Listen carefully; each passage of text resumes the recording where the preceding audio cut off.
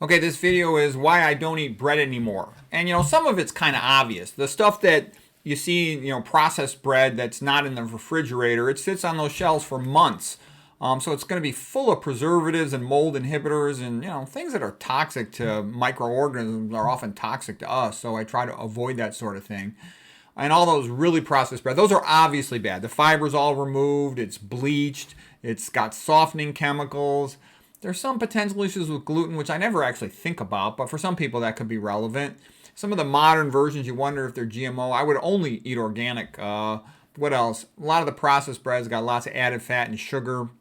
But what I really want to talk about is why do I not eat even the breads that are the best ones? When I say the best breads, that'd be things like the Ezekiel bread that you can only get out of the freezer at Whole Foods, for example, something like that.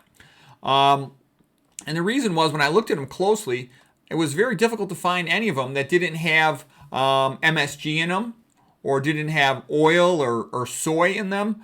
So I couldn't find anything that was good, and anything that's processed. Like I when I was many years ago, I would get a sub from a deli or something, but I saw all kinds. I started reading about the chemicals in them. I'm like, oh my god, I can't believe I used to eat that stuff. But anyways.